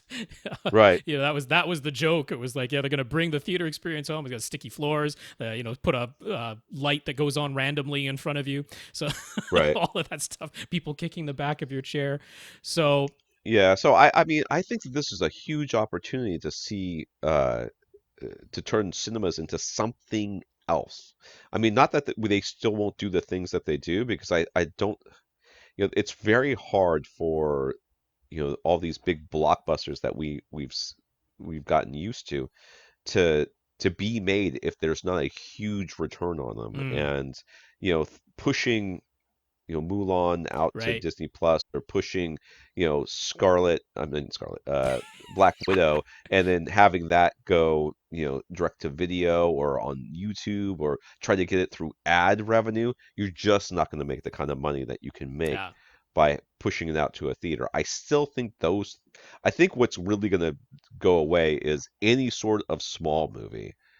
Any sort of movie that doesn't make those kind of numbers. And then the movie theaters are going to have to figure out what they're going to do to transition into something else. And if Amazon or Apple or Google decides they're going to start investing in these cinemas, I think you're going to start seeing really strange things like, okay, it's movie night, and on Friday and Saturday and Sunday we're going to have the blockbusters going to be showing all day, but during the week, there could be any number of things that are like their own content, or maybe, hey, we're having a Seinfeld marathon, pay $5 and you will come in and Well, watch in the whatever you ways that want to they watch. can partner and integrate all of that with their streaming platforms because they have Right, them. I mean, exactly. as much Yeah, debt as Netflix has, I wouldn't put it past them to just take on even more debt and purchase their own cinemas because they're right. making their own movies. Amazon making their own movies, Apple making their own movies. So, yeah, that seems like the giant tech And that companies, Enola Holmes, I would have watched that in the theater for sure. right? That was cute. That was a great little movie. If you haven't seen Enola Holmes, you need to watch that. That's good. So as far as the micro LED tech, I mean, the thing that's always kind of dismayed me a bit is whenever like cinema owners have talked about it, what benefits it can bring them. They're like, well, we can have some lights on and we can have food service going throughout the movie, and I'm like, great, yeah, that's not really the experience I want, but going out to the movie theater. But they figure you'd turn it into more of a social thing, like how people watch movies at home, where they But don't you pay see things attention like to the movies, Hamilton, which became this right? massive, massive thing, right? And now maybe there's a new appetite that was never there before for that sort of experience, but now you can have it simulcast across multiple Yeah. theaters all over the place. And then, yes, then maybe food and drink suddenly becomes a thing, especially if you separate things out and you put platforms so that you're sitting above the server. Mm. So they have to put stuff up on your table Oh, so it they're doesn't not block blocking sight your sight lines. line. Yeah. Yeah. I don't know, man. We'll see. Well, no. So in terms of personal preference, Gary likes projection way better anyway, because of course he does. Do we think general audiences will actually respond favorably to micro LED displays and be willing to pay higher ticket prices for them? Or could it end up being a case where people actually prefer the old tech, kind of like how high frame rate was supposed to be a thing, but it seems that most people want to keep movies at 24 frames per second. There is a very small, very vocal minority of people who care one iota about this stuff, Gary. Very, very small. Most of the people who went to go see The Hobbit in 60 frames per second, or Gemini Man, or Mm-hmm. whatever the other ones that were out there that were there, I would say that the vast majority of them, if you get them to honestly answer a question, had no idea that there was a thing about the frame rate and didn't notice it while they were in there. Okay? Will they pay extra for it? No, they won't. But they will also pay whatever the ticket price is if they want to see it at the time they want to see that, Right. and they don't care what theater they see it in, whether it's the D-Box one or the LED one or the Dolby Atmos one. They don't care. That all they know is they want to be in bed by 11:30, which means they gotta start the movie by 7:45, no later than that. So that's what I they mean, what care I about. would say is like as good as home TVs are, most people are still not buying, first of all, an enormous screen size like you would have in a movie theater, and most people are not buying an OLED, Right. forget even an OLED, a really high end LCD TV. Most people are buying the cheapest, biggest TV that they can get. So Right. they're not getting the kind of performance out of their TVs that people who listen to this podcast are, or that a micro LED display can deliver. So I actually do think everybody going to a movie theater would notice the difference, going from what we've had, projection screens, to a micro LED display. I really do think people will go, oh, that is visibly noticeably different. But I think I don't know. I actually think the cinema You owners, put too much faith in people. no, but whether or not they would care enough to pay more for it or that Right. type of thing, Right. that Right. I think they'll notice it. Whether they'll care about it, I'm not totally sure. But I do unfortunately. I don't want it to be this way, and hopefully we'll have some like choice, some stratification to this, where we'll have the choice of going to like dedicated I want to watch the movie and the lights are off screenings, and social screenings where the lights are on and there's food and people are walking around and talking to each other. Like if that's what you want, and apparently a whole bunch of people do because they do it in the dark screenings anyway, then Right. let's have showings for that, and let's have showings for movie lovers who actually want to watch the movie. Yeah. So there are theaters currently right now where it is like that, where they have tables. You don't sit in a home theater chair. Mm-hmm. You sit at a table, and you can go get beers usually or whatever, and there's a lot more talking going on during it and stuff like that. And it's always, second run, third run movies, or movies that are, they're bringing back. It's like, oh, come watch Pulp Fiction. Everybody knows what they're saying. No one needs to hear it again. We've all been there. And there's definitely a market for that. And I've enjoyed going to movies like that too if I know that's what I'm getting myself into. When I'm going to see Black Panther or the Avengers or something for the first time on, the second weekend, because I won't go to opening weekend because I want everybody to shut up. So yeah, I think that you're right, Rob. There is a market for that, and we're just going to have to figure out what that is. So he says, what are the actual correct names for the 4 surround speakers in a 7-speaker setup? Carries understanding that they are surround left and right, back surround left and right, but you'll commonly hear reader hear sides or side surrounds, rears or rear surrounds. What are the correct identification? The official names are surrounds and surround back. It's not back surround, it's surround back. So I've never ever actually heard back surround. Yeah, surround left, right, and surround back, left, right are the official names. But I mean, we will say side surrounds because a lot of people put the surround speakers behind them on their back wall. So they're supposed to go to your sides. So we will put that in there just to clarify that they are the surrounds that go to your sides. I don't really like using rears. I prefer to stick closer to the real name. Surround back is the real name. But then, it's rear heights. When we're talking about the Atmos positions, that does use the word rear. So anyway, surround left, right, surround back, left, right. Yes, what's the worst home theater purchase we've ever made? Tom knows mine. Do I? I think I do. Yeah. It was that. Oh, right, the subs. The Epic. The Epic The subwoofers. Epic subs. I forgot Epic about the those. brand, which doesn't exist anymore. Yeah, that was my worst. Yeah, they were. That they was were an not experience. Good. I bought a KLM something subwoofer in quotes. Okay. $100 off of Amazon, and it was a complete waste of my money. It was, had like a 6-inch driver in it, front slotted port, did nothing but fart noise at me the entire time, and I couldn't believe how bad it sounded. I just so mad at Amazon reviewers. So, yeah. One of the things that the reoccurring theme of this kitchen remodel hell that I'm going through is I say to my wife, well, we can either buy the thing we love or we can learn to hate the thing that we like. Okay. Because you either buy the thing that you actually want or you go, I can save myself $200 by getting this thing that's pretty good, not quite what I want, but it's good enough. And then you spend the rest of the time, you spend the rest of your life just looking at it going, you piece of garbage. That was me with my straight up piece of garbage. My Samsung Plasma, which was a perfectly nice TV, but what I really wanted was a Kuro. So right. And that's it. So we've had this discussion. It's cost us a ton of money having this discussion. It has. That's a huge reason of doing the podcast. Save people that pain if we can.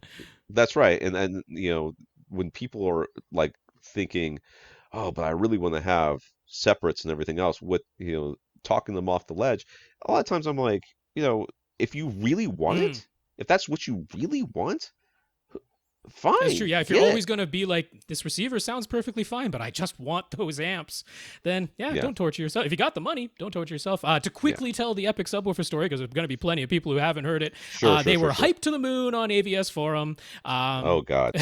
Yeah. So I went ahead and got a pair of them because I was all into the dual subwoofer thing. That was way back when I thought both subs should go up at the front of your room and you should run your front, left, right's full range. So years and years ago. But to get them into Canada, I had to have them shipped to like a package forwarding service, so they are largely to blame for this too, because one of them arrived with like a scratch on the top, and that wasn't Epic's fault. That was the package forwarding place, but one of them didn't have a power cord. The other one, the power cord was loose, and I'm like, I don't know if that's the packaging forwarding place's fault. The grill on one of them had a broken pin, but the amplifier in one of them also didn't work, so I was like, this is fantastic that all of this has arrived. So one of them was okay, but the other one was that. I was in contact with Epic, and that was a whole debacle that went on with that. I won't get into that part of it, but the one that did work, I tested out. I'm like, well, it does objectively play lower. I had an HSU VTF-2, I think it was a Mark II at the time. Oh no, it was a VTF-3 Mark II at the time. So I'm like, it does objectively play lower than that. It also hangs on to those notes for a while. It's like, yeah, I'm playing this note, and I know the signal said stop, but I'm not gonna let go. I just want to keep playing this note. So I'm in the groove. that was my worst purchase. It was a lot of money too. It was a lot of money too. Rob was beside himself, and I don't blame him. Yeah, that's why I am constantly degrading or deriding, maybe is a better way of saying it, AVS Forum, and it's simply because it becomes an echo chamber for people who, and it's happened to me a number of times too, where I've, when I was reviewing stuff for Audioholics, they would be like, "Oh man, everybody's talking about these new speakers." I'm like, "They're garbage." Like, how do you know they're garbage? I'm like, "Yeah, because they're always garbage. They're always garbage." The AVS forums guys, get super excited about it. Somebody posts some measurements up that look semi decent with 1/3 octave smooth, and everybody loses their lunches over this stuff. And then somebody actually gets it in for review and goes, I mean, yeah, they're $30 a pair of speakers. They sound like $30 a pair of speakers. I mean, they don't drop them. Don't for sure. You might want to be real ginger with them because they're made out of freaking cork. But they're $30 a pair. All right, Matt. After our answer last week, Matt was about ready to buy an APC back UPS unit for his networking gear, but he noticed that none of the current back UPS models have a coax cable connection. Is that not important? The back UPS Pro models have coax in and out, and the gigabit Ethernet and a gigabit, easy for me to say, and gigabit Ethernet in and out, but they're quite a bit more expensive and physically larger, and frankly seem like overkill. So what should he do? Yeah, you need to have the coax cable. Yeah, and Honestly. I want to apologize because I mentioned that like I use a back UPS unit, not a back UPS Pro, a back UPS unit that protects my modem and router and my network attached Router, that's the name. storage. But in my setup, I also have an APC J15 in this case.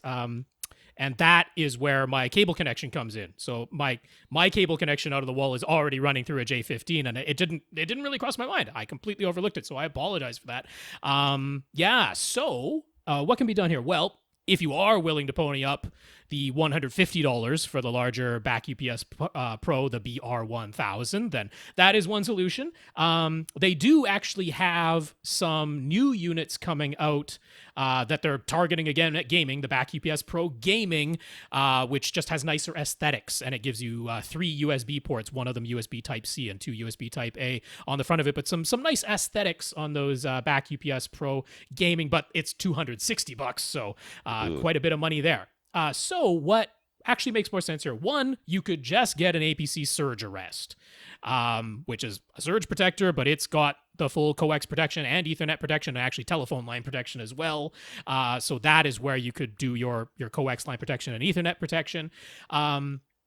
If you don't actually need the Ethernet protection, if all you need is coax protection, one thing you could do is go with the inexpensive $35 P4V, which is a unit that plugs direct, like the whole thing is a little rectangle that plugs directly into your wall outlet and more or less just replaces your regular wall outlet with 4 outlets and a coax line protector. And while to cover our behinds, IEEE will always tell you that you should not cascade any surge protectors. It's honestly okay, functionality-wise and even safety-wise, because the P4V lets through the full 15 amps, so you're not having a choke at that point. And then if you were to plug in just a regular back UPS unit, like one of the $50 or $60 back UPS units, if you don't need much battery protection time, then that would be your cheapest and cleanest solution, would just be the P4V hanging in your wall, and then you plug a regular back UPS into that. Yeah, that's the full solution. Okay. Sounds exciting. Ken, for in-ceiling speakers, many brands offer a model that has one woofer but 2 tweeters. They're typically called dual channel, and you can connect both the left and the right channels of a stereo signal to them. Could he use those for Atmos? It would mean he only has to cut 2 holes in the ceiling instead of 4, and with tweeters angled away from each other, could that actually work fairly well when it's just Atmos effects. Hmm. Uh, could you? Yes, that is undeniably the case that you could. I don't necessarily think that you should. I don't see Now that here's you're going to get the separation that you want to get from your right. left. You know what I mean? It's just the tweeters are going to the sides. I just, I mean, you could. The sounds will come out.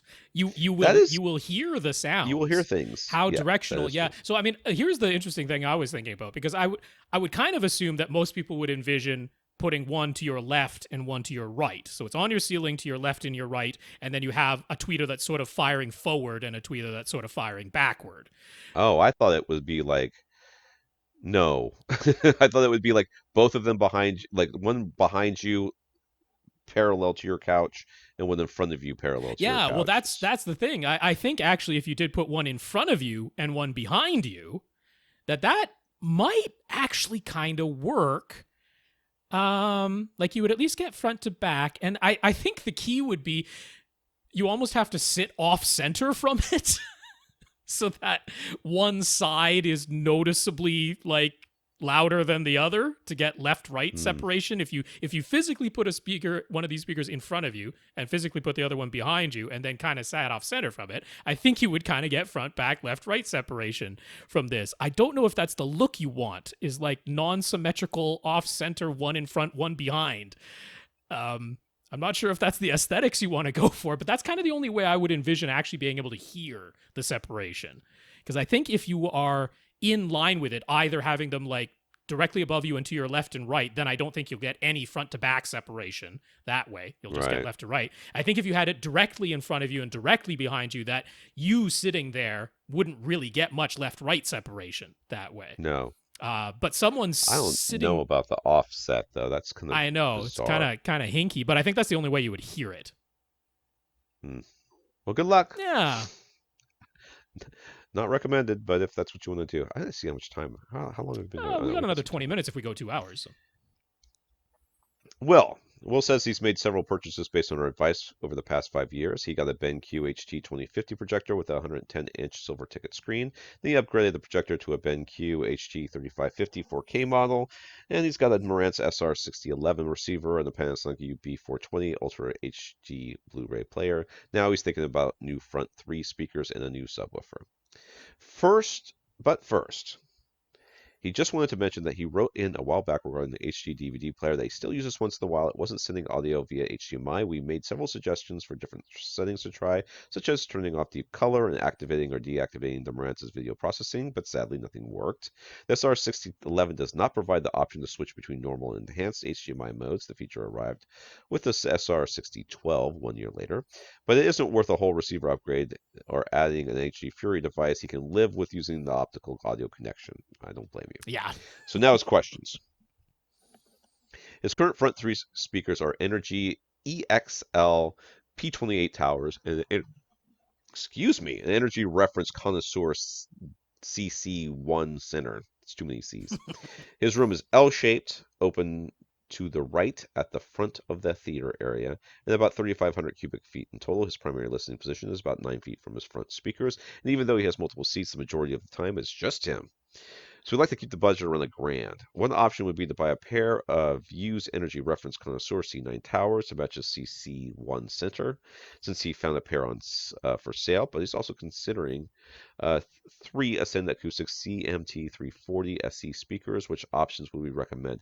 I'm not familiar with the EXLP28 Yeah, I've Towers. certainly never heard them, and they only vaguely ring a bell as even being a thing I ever heard of. I mean, the Reference Connoisseur series I Mhm, mhm. remember, and that one I've got no problems with. But the EXL, I've never heard. I kind of feel like maybe these connoisseurs would be an upgrade for him.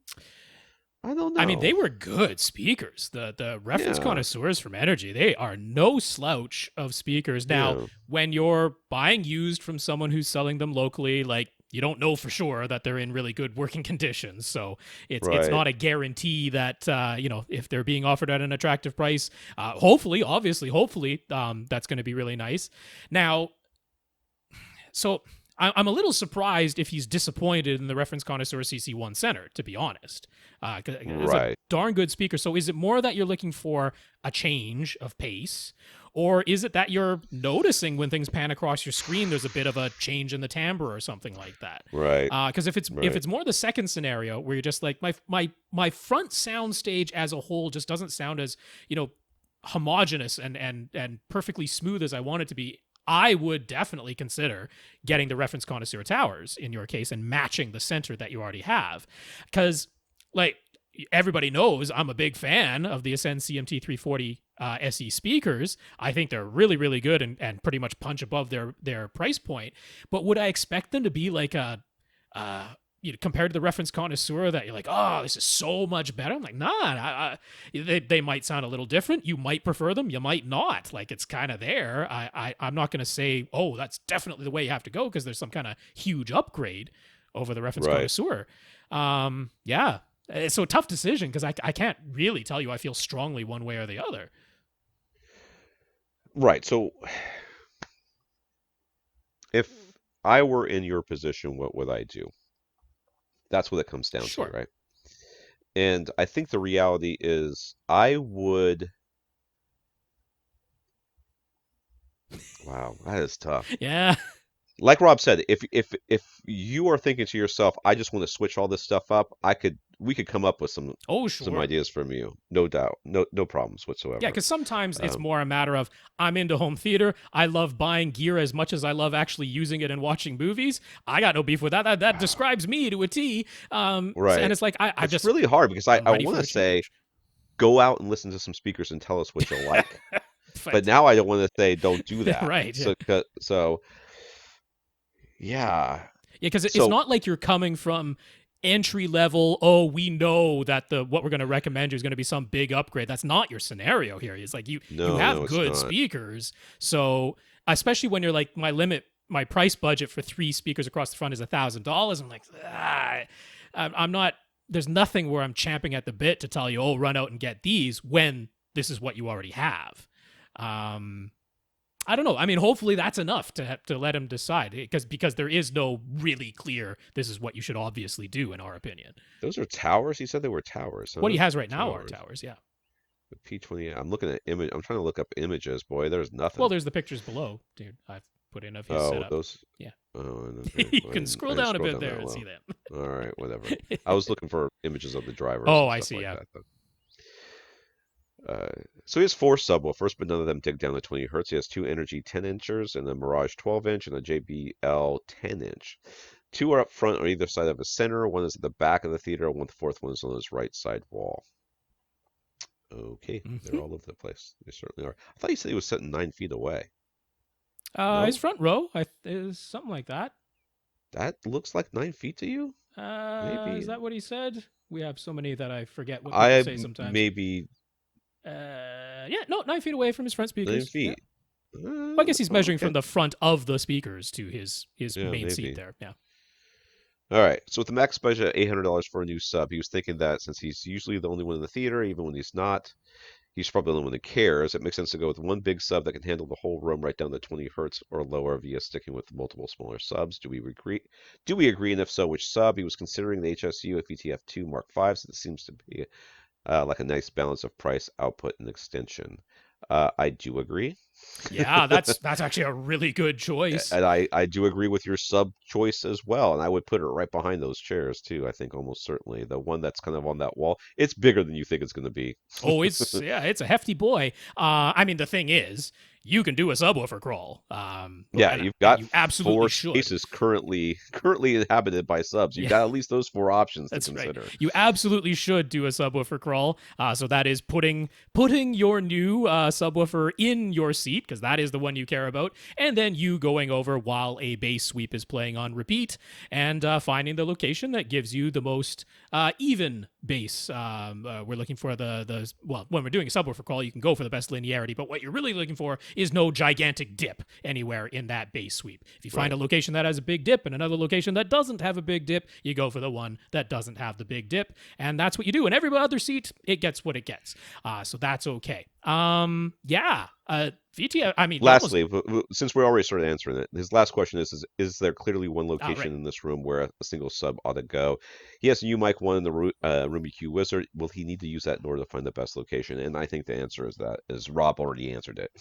You need to do a subwoofer crawl, and wherever that is the best location. And then, just whatever Audyssey you have or whatever room correction you have, just run it at that one spot and let it do its thing. And that's it. Don't take multiple measurements because you don't care about them. So you just care about the one. There are alternatives to the VTF-2 Mark V that are at similar price points. I actually think the VTF-2 Mark V comes out to the least expensive. So that is a great choice. But Outlaw, they do have what is that one now? The 12EX. Whatever the one is, but it's essentially a VTF-2 Mark V, just from a different brand and a slightly different form factor. The Outlaw one is down firing, and the HSU VTF-2 is front firing. I'm pretty sure HSU makes that thing anyway. So. Oh yeah, they do. Yeah, it's just a different form factor, so could be a matter of looks. And then there isn't really an SVS choice at this price point because the 2000 Pro series is more expensive now. But they do have their outlet store where they still have the original 2000 series, several models there, or 2000 Pro models that were like basically returned from one reason or another. And SVS is really good in their outlet store of describing if there are any like minor blemishes or anything like that. It's right there because it's each unit individually. Get a cylinder. Yeah, well, that's a possibility. A PC 2000 or PC 2000 Pro. Yeah. You got to be like us because we have cylinders and we're awesome. But I have no reason to steer you away from the VTF-2 Mark V. I think it's a perfect choice for your room size, the extension, and clearly and this is a man who has taken our advice to heart. That's and has absorbed a lot of data because he's like, should I get this thing? Yeah, you should get that thing. All right, let's make sure. Gotta go. Yeah, right. It's already in the cart anyways. I was just looking for confirmation before I pressed send. So. All right. You still there? I'm still here. Yeah. All right. It sounded like you got cut off there. Aaron. Aaron wants a new receiver that can do at least 9 channels. He isn't a big gamer, but his kids will probably want one of the new gaming systems within a year. Should he worry about getting one of the newest receiver models that includes HDMI 2.1, or could he plug either the PS5 or the Xbox Series X directly into his TV and then use eARC in this case? Would he be losing in the audio formats that way? He's worried about the Ultra HD Blu-ray playback. He has a Panasonic UB820 for that. So a little bit of it depends on your TV. Yeah, at this point, you gotta have eARC, and then you have to make sure that it sends lossless all the way down. Exactly. Yeah. So I mean, he probably has read about how like the say the LG C10 OLED, the CX OLED, of course, does all the gaming features and has eARC, but it doesn't handle DTS whatsoever. No DTS formats work via eARC on the LG C10 or G10 or B10 OLED. But he's like, don't worry about that because games aren't in DTS, and he's got an Ultra HD Blu-ray player for that side of things. I don't know if you were planning to get a new TV that does all the new HDMI 2.1 features, the 4K 120 stuff and the variable refresh rate. Just get a Yamaha. But he wants 9 channels. They haven't released any of those models yet. Oh my god.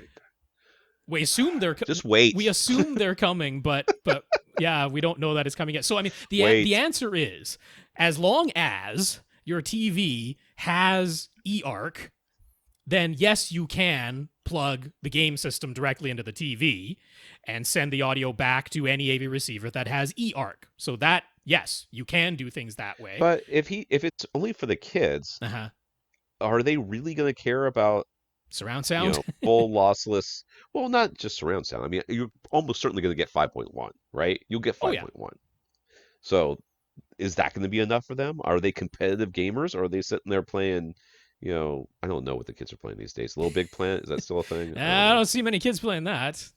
Yeah. I mean, Fortnite, okay. I don't know that you do that on the Xbox. Do you? Do you play that on the Xbox? I don't play it. You should be able to get good enough surround sound for the gaming that your kids are going to be doing. at least until you decide to upgrade your TV or buy a new receiver. I would either wait or just decide if you really only care about the good audio formats for your movies and stuff, then don't worry about it. Right. Buy whatever you want to buy. And then if you really think that you're going to care about having full lossless and Atmos Right. from your gaming system, well then you have to either wait or buy a new TV Yeah. I mean, if as you are well. getting any of the TVs that we recommend that do the 4K 120, then they are going to have eARC. There's no question about that. They all do. So if that's the case, then yeah, any AV receiver that has eARC, you can absolutely plug the gaming system into the TV and use eARC to get the Dolby and Dolby Atmos audio back to your AV receiver via eARC. Okay.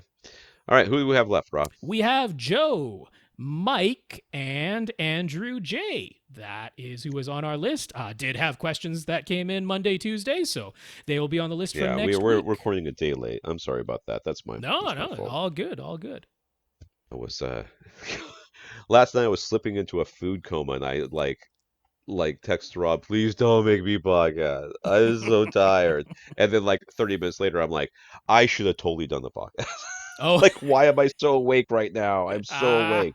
And then today I spent all day doing the stupid the shelf liners, and I got home and I was like you're exhausted. wreck. I'm just completely exhausted. Oh no. So all right, this is AVRant that answers your home theater and AV questions. Get your question answered. All you have to do is ask by emailing us at question@avrant.com.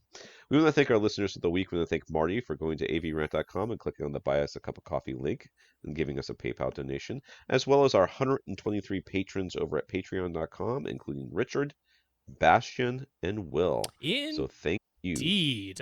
Marty, thank you so much for that PayPal donation via avrant.com, where over on the right-hand side it says support AVRant. And yeah, huge thanks to our 123 Patreon patrons, patreon.com/AVRant podcast, if you would like to sign up. And thank you to Richard, Bastian, and Will for being amongst those Patreon supporters. We want to thank Ken for talking us up to Parts Express, as well as thank you to Bob, Tom, Gary, Nathan, Mike, and Andrew for their notes of gratitude. Yeah, indeed. Ken, congrats on that Dayton APA 102 purchase, and glad you got it on sale. That's always very nice. Thanks for talking us up to Parts Express when you did that. And thank you to Bob, Tom, Gary, Nathan, Mike, and Andrew. Really do appreciate those notes of gratitude and encouragement that you've sent. Thank you once again from Tom and myself to everybody who continues to listen and send in your questions. That's right. Tell a friend. For AVRant, I'm Tom Andry. And I'm Rob H. Now stay in and listen to something.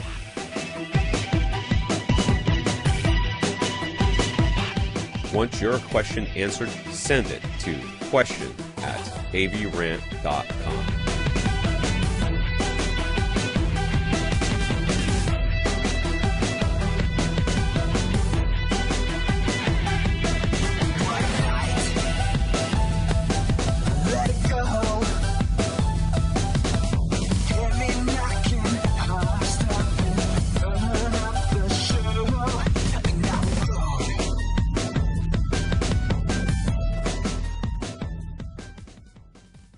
This is AVRant. Now go out and listen to something.